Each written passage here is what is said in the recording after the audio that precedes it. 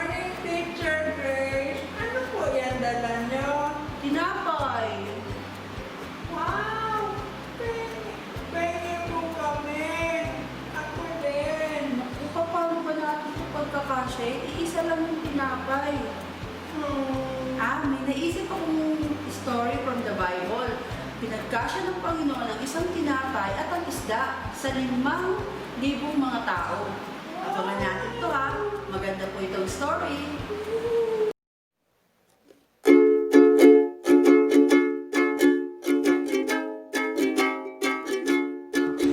I will sing of the mercies of the Lord forever. I will sing. I will sing. I will sing of the mercies of the Lord forever. I will sing all the mercies of the Lord. With my mouth, let me know thy faithfulness, thy faithfulness. With my mouth, let me know thy faithfulness to all generations. I will sing of the mercies of the Lord forever. I will sing of the mercies of the Lord. I will sing of the mercies of the Lord forever. I will sing. I will sing. I will sing of the mercies of the Lord forever. I will sing of the mercies of the Lord. With my mouth, let me know thy faithfulness, thy faithfulness. With my mouth, let me know thy faithfulness to all generations. I will sing of the mercies of the Lord forever. I will sing of the mercies of the Lord.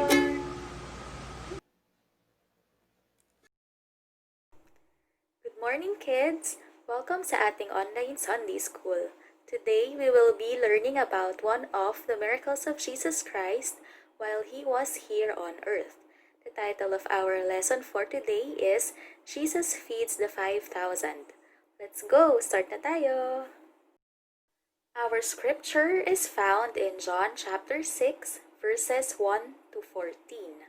Let's read yung verses 1 to 3. After these things, Jesus went over the Sea of Galilee, which is the Sea of Tiberias. And a great multitude followed him, because they saw his miracles which he did on them that were diseased.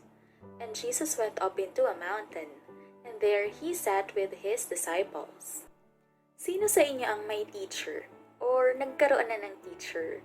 Sa tingin ko, lahat ng tao ay nagkaroon na ng teacher sa ating buhay. Ano ba ang mga bagay na ginagawa ng isang teacher or ng isang guro? Ano? Tama!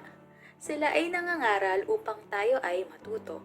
Ina-explain ng ating mga teachers ang mga bagay upang tayo ay malinawan at upang madagdagan ang ating kaalaman or knowledge. Jesus was a teacher. He taught people about God.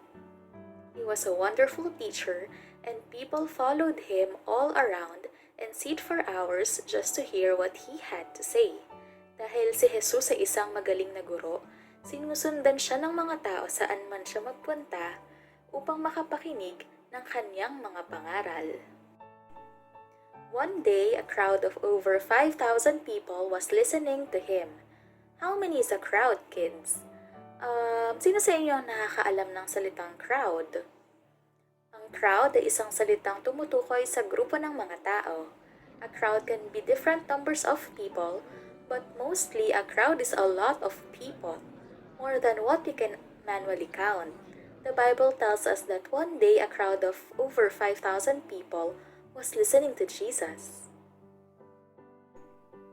Now, the Passover, the feast of the Jews, was at hand. Let's read verses 4 to 7.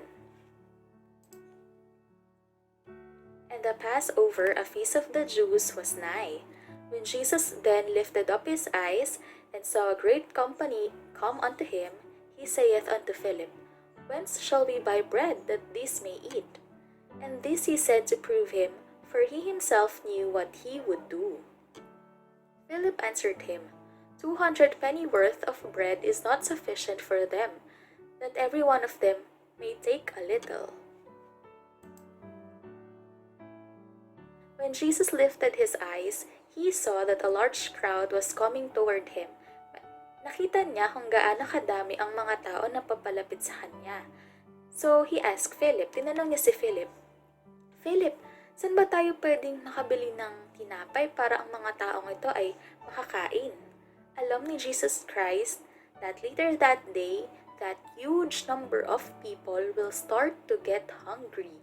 This is an indication that He knows our needs even before we notice it. Pero may problema. Walang malapit na mabibilhan ng pagkain that time. Bakit po, teacher? Wala po bang tindahan doon? Wala po. Dahil sila ay nasa malayong lugar sa Sea of Tiberias. Kayo ba mga bata, nakakita na ba kayo ng grocery store? Or palengke sa gitna ng dagat? Di ba wala naman ganun? Ako rin di pa ako nakakita eh. Although Jesus Christ asked Philip where they can buy bread, he already knew what to do. According to verse 6, basahin natin ulit. And this he said to prove him, for he himself knew what he would do. Philip answered, sabi ni Philip, Panginoon, ang 200 penny worth of bread is not enough to feed all these people. During those days, 200 pennies actually can buy a lot. It has a huge value. However, it won't fit for 5,000 people to be fed. Ganun sila kadami that time. Let's read verses 8 to 10. One of his disciples, Andrew, Simon Peter's brother, saith unto him, There is a lad here, which had 5 barley loaves and 2 small fishes. But what are they among so many? And Jesus said, Make the men sit down. Now there was much grass in the place, so the men sat down, in number about 5,000. Andrew, one of Christ's disciples, said to Jesus, Jesus, may isang batang lalaki po na may baong 5 tinapay, na ang term na ginamit sa Bible ay 5 barley loaves at 2 isda. Pero ano nga ba ito? Hindi naman ito sasapat para sa lahat. At nung nalaman niya ni Jesus, he asked his disciples to make the men or that whole crowd sit down. Ano kaya ang next na nangyari? Kaya ba pinaupo ni Jesus ang mga tao ay para panoorin na lang yung bata na mag-isang kumain? Tara, alamin natin, basahin natin ng verses 11 and 12. And Jesus took the loaves, and when he had given thanks, he distributed to the disciples, and the disciples to them that were set down, and likewise of the fishes as much as they would. When they were filled, he said unto his disciples, Gather up the fragments that remain, let nothing be lost. Jesus took the 5 loaves and gave thanks, tapos dinistribute niya or pinasa niya ito sa kanyang mga disciples hanggang sa makaabot ito sa lahat ng tao. Ganon din yung proseso na nangyari para sa fishes. Let's imagine, kids, sino dito ang nakapag-exam na sa school? Ako, madaming exams na yung napagdaanan ko nung nag-aaral pa ako. Di ba pag may exam, sinasabi sa atin ng mga teachers natin, pag magpapabigay na ng test questionnaires, Children, get 1 and pass. Imagine natin na ganyan din yung sitwasyon na nangyari when Jesus fed the 5,000. Pero, unlike sa exam na get 1 and pass, di ba ganun yun? Hindi lang basta 1 bread and 1 fish yung nakain ng mga tao sa ating kwento.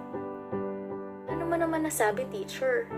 Sa last part ng verse 11, makikita natin doon yung phrase na as much as they would. Ibig sabihin, unlimited. All the people ate until they were satisfied. There were 12 baskets of food left over. Let's read verses 12 and 13. When they were filled, he said unto his disciples, Gather up the fragments that remain, let nothing be lost. Therefore they gathered them together and filled 12 baskets with the fragments of the 5 barley loaves which remained over and above unto them that had eaten. Nang makakain na ang lahat, Jesus asked the disciples to gather or itipon yung mga natirang pagkain para walang masayang. It means na kung mas madami siguro yung 5,000 people present at that time, surely makakakain pa rin sila kasi nga 'di ba may leftovers pa. Na-mention natin earlier kanina na Jesus Christ knows our needs even before we notice it.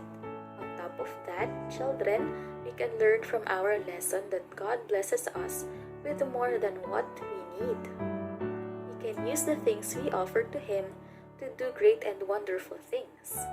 Kagaya ng batang lalaki na may baong bread and fish, we have to trust Him and offer Him what we have. Salamat sa inyong pakikinig mga bata. Sana ay may natutunan kayo sa ating lesson. Ay, hindi ko nang makalimutan. Ano nga po pala yung memory verse natin for today? Ika, panoorin natin. At dadako na tayo sa ating memory verse. At ang memory verse natin ngayon ay matatagpuan sa Psalms 77 verse 14.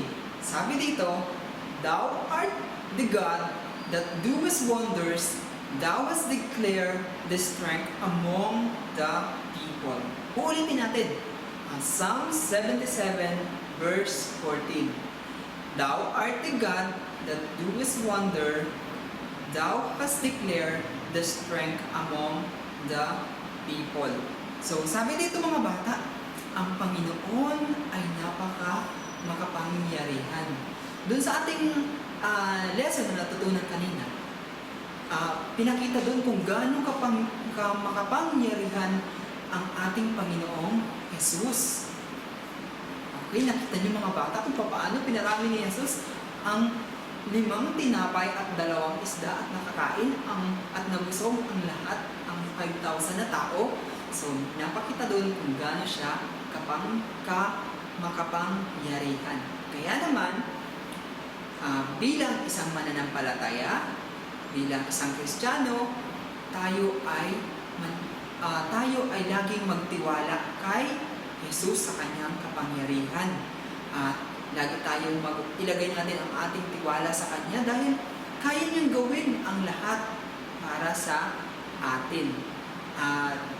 Kung ikaw ay hindi pa nakakilala kay Jesus, manampalataya ka din sa Kanya at bibigyan Kanya ng buhay na walang hanggan. So, pinakita din dun sa ating lesson na dapat tayong magpasalamat lagi sa ating Diyos. So, kaya naman, yung ating kung paano din natin ina-appreciate yung ating pastor ngayong araw na to, ganun din, magpapasalamat lagi tayo sa ating Panginoon sa kanyang kabutihan.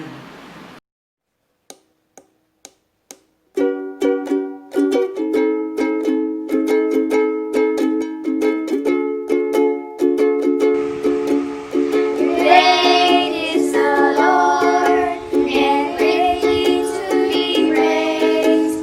In the city of our God, and the mountain of His holiness, beautiful for situation, the